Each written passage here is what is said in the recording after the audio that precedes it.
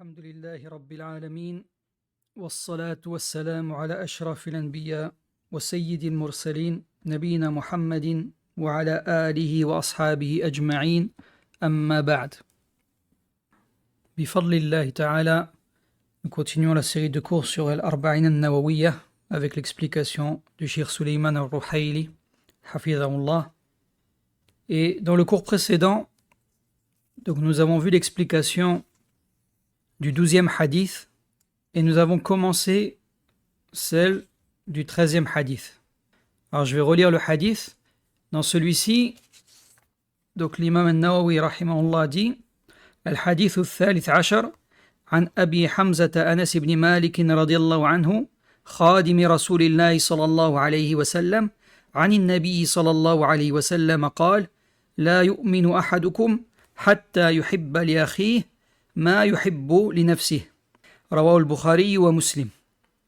نعم, donc sur la traduction, Abu Hamza Anas ibn Malik radiallahu anhu, le serviteur du messager d'Allah sallallahu alayhi wa sallam, rapporte que le prophète sallallahu alayhi wa sallam a dit: aucun d'entre vous n'est véritablement croyant tant qu'il n'aime pas pour son frère ce qu'il aime pour lui-même. Rapporté par Al-Bukhari et Muslim. Donc la semaine dernière, nous avons commencé l'explication de ce hadith et nous avons vu notamment le sens de la négation de la foi qui est mentionnée ici. Et nous avons exposé avec les preuves que ce qui est voulu, c'est que c'est une négation de la perfection de la foi et non une négation de la foi en elle-même. Ainsi, celui qui ne met pas en pratique ce qui est mentionné dans le hadith a une foi faible, un manquement dans sa foi. Et on ne dit pas qu'il est mécréant ou qu'il a perdu l'entièreté de la foi. Naam, ça c'est important. Et telle est la croyance des gens de la sunna concernant celui qui commet un péché. C'est qu'il reste musulman, il reste croyant, mais sa foi est diminuée. Alors bien sûr ici, on parle des péchés en dehors de ceux qui annulent l'islam. Il y a des péchés qui annulent l'islam. Naam. Donc là, ce qui est voulu, c'est les péchés de manière générale. En dehors de ceux qui annulent l'islam, les gens de la sunna disent que celui qui les commet, il reste croyant. Mais sa foi en est diminuée. Naam. Donc on ne dit pas comme certains groupes déviants que celui qui commet un péché sort de l'islam. Et nous avons mentionné cela avec les preuves, notamment parmi celles-ci, on a vu la parole d'Allah subhanahu wa ta'ala. فَمَنْ عُفِيَ لَهُ مِنْ أَخِيهِ. On avait vu que dans le verset dans lequel Allah subhanahu wa ta'ala, donc il parle du talion, il dit que celui qui pardonne à son frère, donc en s'adressant ici aux proches de la victime qui vont réclamer leurs droits, il leur dit qu'ils peuvent pardonner aux meurtriers. Et ici, Allah subhanahu wa ta'ala l'a appelé frère. C'est-à-dire malgré qu'il ait commis ce péché qui est parmi les grands péchés, qu'il a commis un meurtre, il a été appelé frère pour les proches de la victime. Et ce qui est voulu dans les textes, lorsqu'al-ukhuwa est mentionné, la fraternité, c'est de base la fraternité sur la religion. Naam. Donc le fait qu'Allah subhanahu wa ta'ala il lui a affirmé la fraternité, ça prouve qu'il reste croyant, même s'il a commis un meurtre. Et même si ici, en l'occurrence, comme on l'a mentionné la semaine dernière, lorsqu'il a tué cette personne, il n'a pas voulu pour ses frères, les proches de la victime, ce qu'il aurait aimé pour lui-même. Naam. Donc cela prouve que l'essence de la foi demeure, puisqu'Allah subhanahu wa ta'ala lui a confirmé la fraternité. Et donc ça c'est une preuve, on en a vu quelques autres.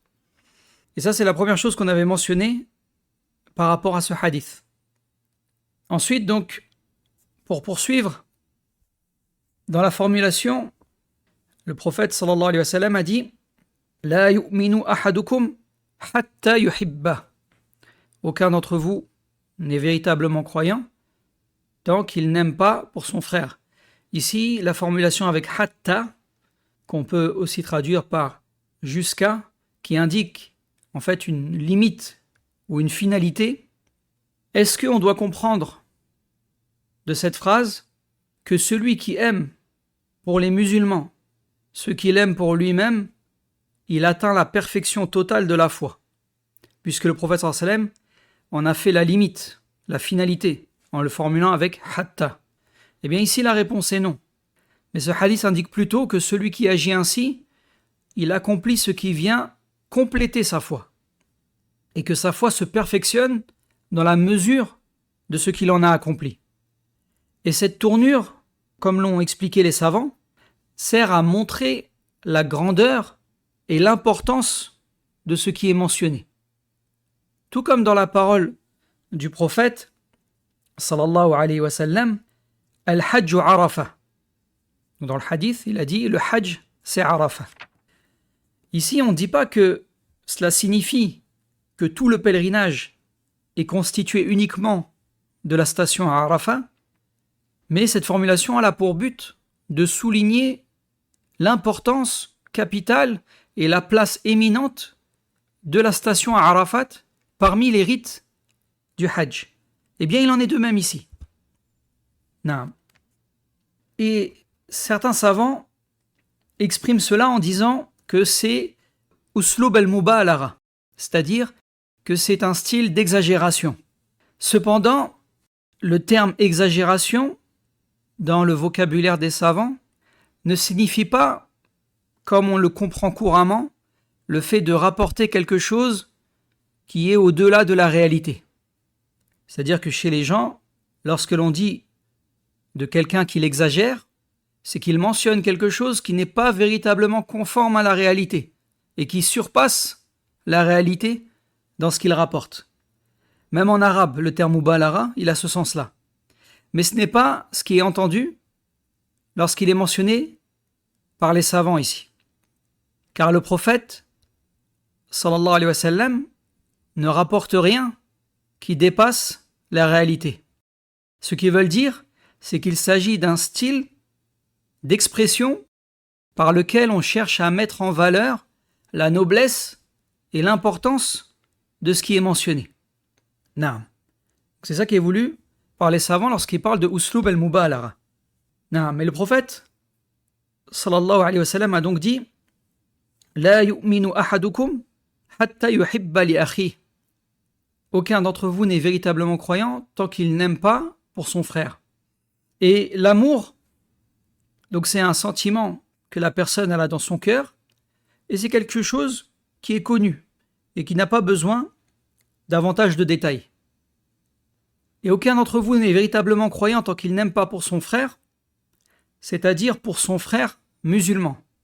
Et c'est comme cela que l'ont expliqué la majorité des savants. Ils ont dit que le terme frère ici, ça désigne le frère en religion, le musulman. Car en effet, les musulmans sont frères. Comme l'a dit Allah subhanahu wa ta'ala dans le verset Innamal mu'minuna ikhwa. Donc sur la traduction des sens, les croyants ne sont que des frères. Et également, il est rapporté que le prophète sallallahu alayhi wa sallam a dit Al-muslimu akhul muslim. Le musulman est le frère du musulman. C'est un hadith qui est rapporté par Al-Bukhari et Muslim. Et ici, parmi les bénéfices liés à cette formulation, c'est-à-dire que le prophète sallallahu alayhi wa sallam n'a pas dit tant qu'il n'aime pas pour le croyant ce qu'il aime pour lui-même, mais il a dit pour son frère afin de montrer que cela découle de la fraternité et que cela fait partie de ce qu'elle implique, et afin que les cœurs penchent vers cette noble attitude.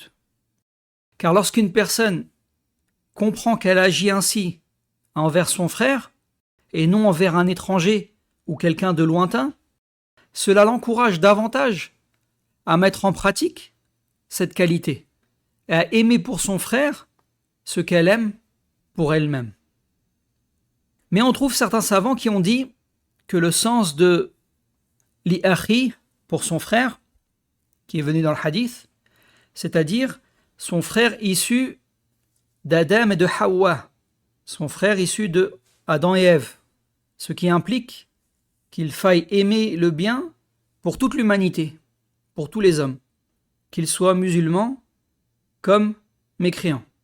Et dans ce cas-là, ici, le bien, el-khair, qui est venu dans le hadith, selon cette interprétation, il a le sens de la guider vers la religion d'Allah.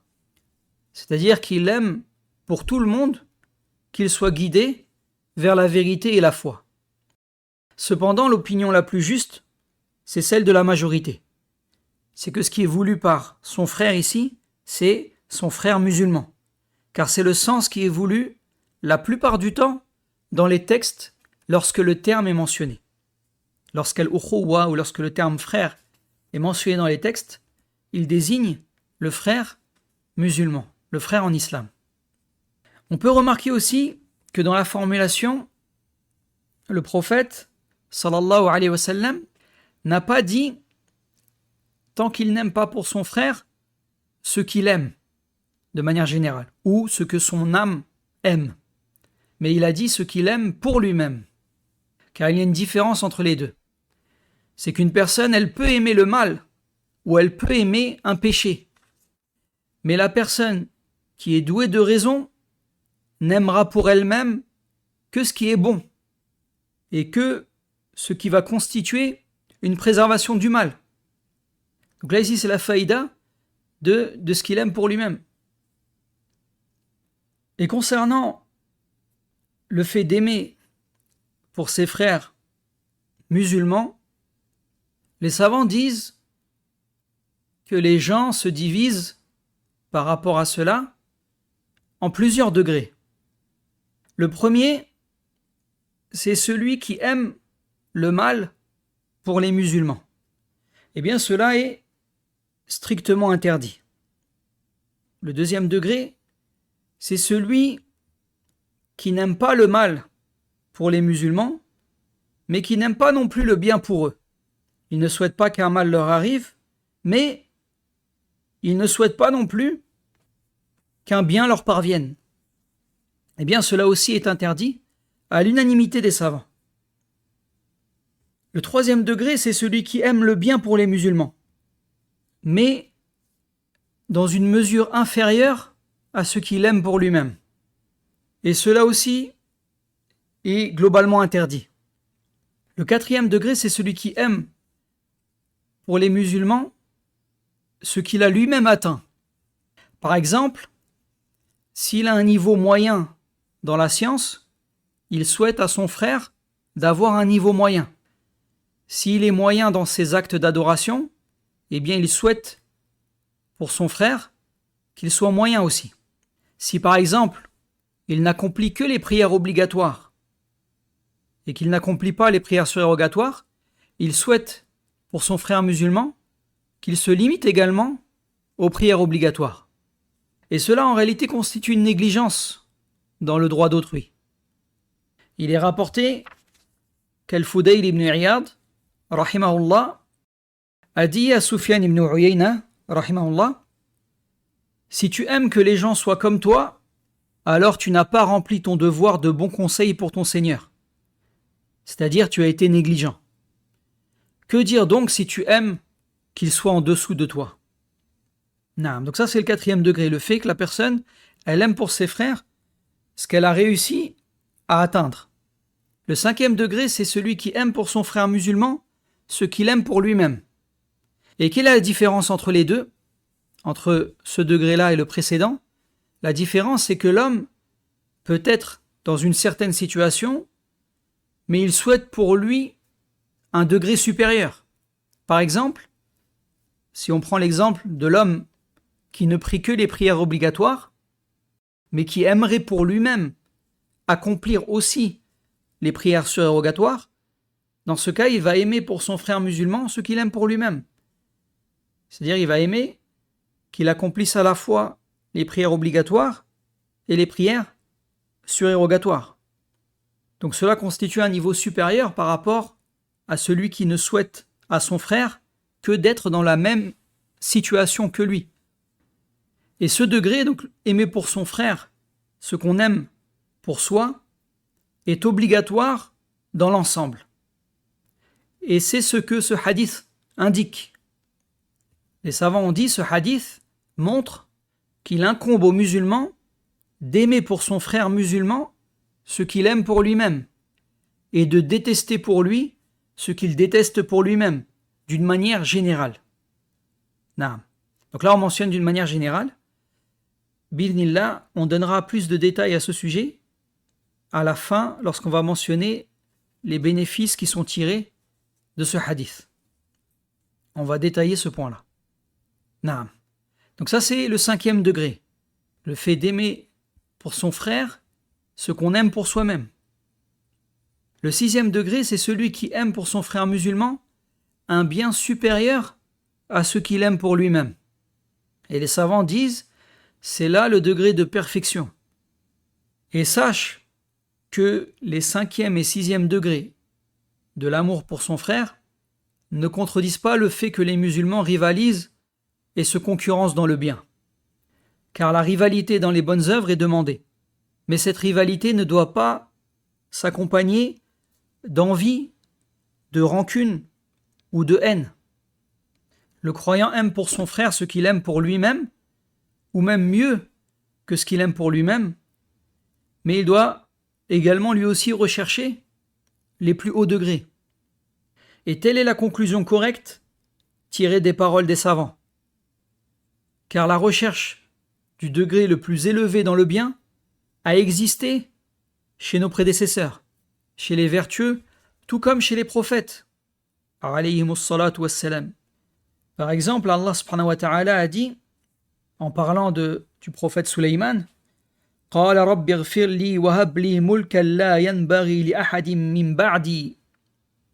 Donc selon la traduction des sens, il dit, Seigneur, pardonne-moi et fais-moi don d'un royaume que nul autre après moi ne pourra posséder. Il demanda donc à être distingué par ce royaume. Et son intention en cela était le bien. De même, on a des exemples chez les compagnons, radiyallahu anhum, dans le fait qu'ils rivalisaient entre eux dans les bonnes œuvres, tout en aimant le bien pour leurs frères. Ainsi, Omar, radiyallahu anhu, rivalisait avec Abu Bakr, radiyallahu anhu, dans les œuvres vertueuses. Il cherchait à le concurrencer. Il est rapporté qu'il a dit Ma sabaqtuhu ila khayrin qattu illa sabaqani. Il a dit, donc en parlant d'Abu Bakr, je n'ai jamais concurrencé Abu Bakr dans un bien sans qu'il ne me devance. Il est rapporté qu'un jour il apporta la moitié de sa richesse en aumône. Omar, il est venu avec la moitié de ce qu'il possède pour les donner en aumône. Et il a dit Al-yawma asbiqu Aba Bakrin in sabaqtuhu yawma. Donc selon le sens, si un jour je devance Abu Bakr, ce sera aujourd'hui. Mais lorsqu'il vit qu'Abu Bakr avait apporté toute sa richesse, Omar radiallahu anhu dit alors La asbiquhu ila shay'in abada. Je ne le devancerai jamais en rien. Donc ça c'est un exemple de fait que Omar radiallahu anhu cherchait à se concurrencer dans le bien avec Abu Bakr. Il est également rapporté que lorsque le prophète sallallahu alayhi wa sallam a dit لأعطين الراية أو قال لا يأخذن غدا رجل يحبه الله ورسوله أو قال يحب الله ورسوله يفتح الله عليه. Donc sur la traduction des sens, le prophète sallallahu alayhi wa sallam a dit je donnerai demain l'étendard, où il a dit demain portera l'étendard un homme qu'Allah et son messager aiment, où il a dit un homme qui aime Allah et son messager, et Allah lui accordera la victoire. Et Omar radiallahu anhu a dit je n'ai jamais désiré le commandement sauf ce jour-là. Et il est rapporté qu'il a dit également je me suis avancé dans l'espoir d'être appelé pour cela. Ça c'est des textes qui indiquent une rivalité dans le bien, dans le fait d'obtenir les plus hauts degrés dans le bien. Ainsi, la juste compréhension, selon les savants, c'est que la compétition dans les bonnes œuvres et pour le paradis ne contredit pas les 5e et 6e degrés d'amour pour autrui qu'on a mentionné. Donc le fait que le musulman il aime pour son frère ce qu'il aime pour lui-même, ou qu'il aime pour son frère mieux encore que ce qu'il aime pour lui-même. Ces 2 degrés donc n'excluent pas la rivalité dans le bien, à condition que cette rivalité soit exempte d'envie, de rancune, de haine et du souhait de voir un manque chez son frère musulman. Le croyant aime le bien pour son frère croyant, tout en rivalisant avec lui dans les bonnes œuvres. Et ce 6e degré, donc le fait d'aimer pour son frère plus que ce qu'on aime pour soi-même, est lié à ce qu'on appelle al-ithar. Al-ithar, c'est le fait de faire prévaloir autrui sur soi-même. Le fait de donner la priorité à autrui sur soi-même. Et on va détailler ce point-là aussi dans les fawaïd, Inch'Allah. Et donc ce noble hadith est riche en enseignements. Et on va citer les fawaïd qu'on peut tirer de celui-ci. La première, c'est que ce hadith est une preuve que la foi augmente et diminue, et que les gens diffèrent par leur degré de foi. Non, donc ça fait partie de ce qui est mentionné dans la croyance des gens de la sunna à propos de la foi, c'est que parmi ces caractéristiques, elle augmente et elle diminue. Elle augmente avec l'obéissance à Allah et avec les bonnes œuvres, et elle diminue avec les désobéissances et les péchés. Et cela est une réfutation aux murji'ah, ceux qui affirment que la foi est une seule et même chose, et que si une partie d'elle est présente, alors elle est présente dans sa totalité. Ainsi, ils prétendent que la foi de tous les croyants est identique et que la foi du prophète sallallahu alayhi wa sallam serait comme la nôtre. Ce hadith vient les réfuter car il indique qu'il existe des degrés dans la foi. De la même manière que ce hadith est une réfutation également des Mu'tazila et des Khawarij qui eux aussi affirment que la foi est une seule et même entité et qui disent que si une partie disparaît, elle disparaît entièrement. Ainsi, selon eux, le croyant qui commet un grand péché sort du cercle de la foi et de l'islam. Ce hadith réfute donc ces deux groupes. Ainsi, la croyance correcte, celle des gens de la sunna, c'est que la foi, elle augmente et elle diminue. Elle augmente avec l'obéissance à Allah et elle diminue lors des désobéissances. Et ce hadith, donc, en est une preuve, puisque celui qui va concrétiser ce qui est mentionné ici, à savoir le fait d'aimer pour ses frères ce qu'il aime pour lui-même, il va compléter sa foi en fonction de la part qu'il aura concrétisée de cela. Donc ça, c'est la première faïda. La deuxième, c'est que ce hadith est une preuve que les œuvres font partie intégrante de la foi. Et ça, c'est également une chose qu'affirment les gens de la sunna dans leur croyance à propos de la foi. C'est que les actes, les œuvres, font partie intégrante de la foi. Et en effet ici, car l'objectif de l'amour qui est mentionné dans le hadith, c'est qu'elle implique des actes concrets qui en découlent. Et ceci prouve la position des gens de la sunna, à savoir que les œuvres entrent dans la définition même de la foi. Ensuite, parmi les fawaïd, on peut citer également le fait que aimer pour son frère musulman ce que l'on aime pour soi-même est obligatoire dans l'ensemble. Car aimer pour son frère musulman ce que l'on aime pour soi-même, donc c'est-à-dire du bien, et d'ailleurs cela est précisé dans une version qui est rapportée par An-Nasa'i et que Sheikh Al-Albani, rahimahullah, a authentifié. Le prophète sallallahu alayhi wa sallam a dit La yu'minu ahadukum hatta yuhibba li akhi ma yuhibbu li nafsihi min al-khayr. Donc c'est-à-dire, selon la traduction, aucun d'entre vous n'est véritablement croyant tant qu'il n'aime pas pour son frère ce qu'il aime de bien pour lui-même. Dans cette version, le bien il a été rajouté, ce qu'il aime de bien pour lui-même. Et le bien se divise en deux catégories. On a mentionné précédemment que de manière générale, le fait d'aimer pour son frère ce qu'on aime pour soi-même, c'est une obligation. Là maintenant, on va détailler. Parce que ce qui est voulu par aimer pour son frère ce qu'on aime pour soi-même, donc c'est-à-dire le bien, et le bien, il se divise en deux catégories. Il y a le bien pour la religion et le bien de ce bas monde. Al-khayr ad-dini ou al-khayr ad-dunyawi. Le bien pour la religion et le bien pour ce bas monde. Concernant le bien pour la religion, il est obligatoire d'aimer pour son frère musulman ce que l'on aime pour soi-même. Et il est interdit d'aimer pour lui le contraire de cela. Ainsi, tu aimes pour toi-même la guidée. Donc tu dois aimer pour ton frère musulman qu'il soit guidé. Et tu détestes pour toi-même la désobéissance. Donc tu dois la détester pour ton frère musulman. Tu aimes pour toi-même de faire partie des gens du paradis. Donc c'est ce que tu dois aimer pour ton frère.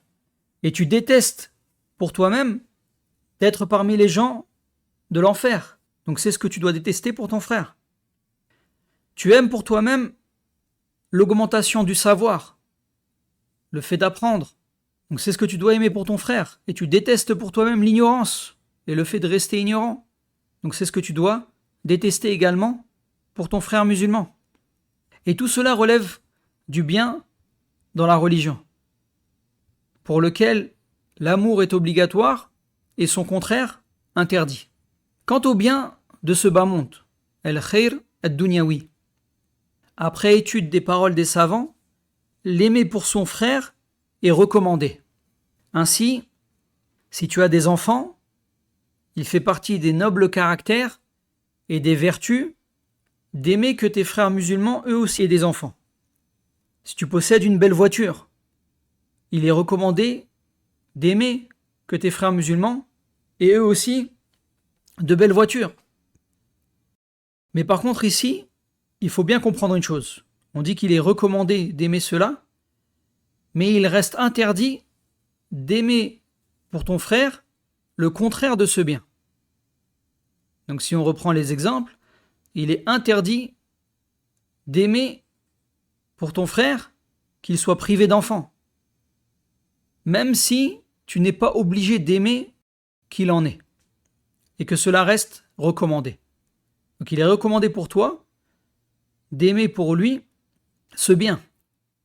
Ce n'est pas une obligation. Par contre, il t'est interdit d'aimer pour lui le contraire. Il t'est interdit d'aimer qu'il soit privé d'enfants, par exemple. Non. Et parmi les bénéfices de ce hadith, donc c'est qu'il y a des enseignements que l'on peut mentionner par rapport à al-ithar. Donc al-ithar, c'est le fait de faire prévaloir autrui à soi-même, faire passer les autres avant soi-même. Et le jugement de cela se divise en plusieurs catégories. Il y a plusieurs cas de figure. En ce qui concerne al-ithar, dans les affaires de ce bas monde, le fait de faire passer les autres avant soi dans les affaires de ce bas monde, eh bien cela est recommandé. Cela constitue une vertu et ça fait partie des implications de la foi. Plus la foi du serviteur est complète, plus il se montre altruiste et fait passer ses frères avant lui dans les affaires de ce bas monde. Et Allah subhanahu wa ta'ala a dit وَيُؤْثِرُونَ عَلَى أَنفُسِهِمْ وَلَوْ كَانَ بِهِمْ خَصَاصَةٌ. Dans ce verset, Allah subhanahu wa ta'ala, il décrit les croyants véridiques en disant et ils les préfèrent à eux-mêmes malgré leur propre pauvreté. C'est-à-dire qu'ici, il parle des croyants qui accueillent ceux qui ont émigré vers eux, donc leurs frères, et ils les préfèrent à eux-mêmes malgré leur propre pauvreté, malgré leur propre situation, ils font prévaloir les autres sur eux-mêmes. Donc ça indique le fait que c'est une attitude qui est recommandée, le fait de faire passer les autres avant soi-même dans les choses qui sont liées à ce bas monde. Maintenant, concernant l'ithar dans les actes d'adoration obligatoires. Donc le fait de faire passer les autres avant soi-même dans les actes d'adoration obligatoires. Eh bien cela est interdit, car il incombe à chaque individu d'accomplir ce qu'Allah lui a rendu obligatoire. Naam. Donc vous voyez que dans le premier cas de figure, on a mentionné un cas où c'est recommandé. Là ici, en ce qui concerne les adorations qui sont obligatoires, eh bien cela est interdit. Tu n'as pas le droit de faire passer les autres avant toi dans une chose qui relève d'une obligation qu'Allah subhanahu wa ta'ala t'a imposée. Donc par exemple, si une personne possède juste assez d'eau pour faire ses ablutions et que le temps de la prière est rentré, il lui est alors obligatoire de se purifier pour accomplir sa prière. Donc c'est son obligation. Donc ici, il lui est interdit de donner cette eau à autrui, car il doit lui-même accomplir son obligation. Il doit lui-même se purifier et il ne lui est pas permis de faire preuve d'ithar dans ce cas-là. Donc là, c'est lorsqu'il s'agit d'un acte d'adoration obligatoire. Et s'il s'agit d'un acte recommandé, donc l'ithar, le fait de faire passer les autres avant soi-même, dans les actes recommandés. Comme par exemple, le fait de prier dans le premier rang. C'est quelque chose qui est recommandé pour l'homme, de prier à la mosquée au premier rang. Donc, prier la prière obligatoire à la mosquée, pour l'homme, selon l'avis le plus juste, c'est que c'est une obligation. Par contre, le fait de prier au premier rang, c'est recommandé. Eh bien, les savants ont dit, concernant le fait de faire preuve de ithar, le fait de faire passer les autres avant soi dans un acte recommandé, ils ont lié ça à la maslaha. Ils ont dit, si cet ithar comporte un intérêt ou un bien, alors il est recommandé. Mais si cela n'implique aucun intérêt, alors il est réprouvé, makro, c'est détestable. Par exemple, si on continue l'exemple que j'ai commencé, sur celui qui prie au premier rang, si toi tu es assis au premier rang et que ton père arrive et se tient dans le deuxième rang, alors là il y a un bien et un mérite, puisque c'est une marque de bienfaisance envers lui que de lui laisser ta place au premier rang. C'est à la fois une marque de bienfaisance que tu fais envers lui et une manifestation d'un honneur que tu lui accordes. Et cela peut aussi encourager les gens à faire preuve de bienfaisance envers leurs parents. Donc dans ce cas, il est recommandé que tu te lèves et que tu lui cèdes ta place, car tu passes d'une récompense à une récompense encore plus grande. Tu quittes un mérite pour un mérite supérieur, comme le mentionnent les savants. Mais si l'ithar n'implique aucun intérêt, alors il est réprouvé, il est makro, détestable, que tu fasses prévaloir autrui sur toi pour la récompense. Par exemple, donc si tu es au premier rang et que quelqu'un comme toi, c'est-à-dire c'est pas quelqu'un qui a un mérite sur toi, comme ton père ou ton cheikh, mais il est comme toi, et tu te lèves pour lui céder la place uniquement pour montrer ton altruisme, ou bien tu lui cèdes un acte méritoire sans raison valable, eh bien, les savants ont mentionné que cela est makruh, cela est détestable, car tu as toi-même besoin de cette récompense. Et les savants disent qu'un tel comportement, c'est une manière d'exprimer une sorte d'indifférence vis-à-vis du besoin que l'on a de la grâce d'Allah. C'est pourquoi ils ont jugé que le fait de faire passer les autres avant soi dans ce genre de situation est réprouvé. Et on voit parfois, lorsqu'une place se libère au premier rang, il y a des gens qui indiquent aux autres d'aller se positionner au premier rang. Normalement, on devrait se concurrencer pour avoir cette place, car c'est un mérite, et c'est une récompense dont on a tous besoin. Mais tu vois certaines personnes, ils restent au deuxième rang et ils indiquent aux autres d'y aller. Eh bien, cela est détestable. Naam. Ainsi, donc, la question de l'ithar, donc le fait de faire passer les autres avant soi, elle est importante et le manque de distinction entre les différentes situations peut mener à l'erreur. Donc il faut prêter attention à cela. Ainsi s'achève cette tentative de traduction de l'explication de ce noble hadith et on va s'arrêter ici pour aujourd'hui et nous continuerons bientôt incha'Allah. Je préviens tout de même que pour les prochaines semaines je ne serai pas disponible, donc il n'y aura pas de direct, mais je préviendrai bi'idhnillahi ta'ala du retour des cours sur la chaîne. Barakallahu fikum. Subhanakallahumma bihamdika ashhadu an la ilaha illa anta astaghfiruka wa atubu ilayk.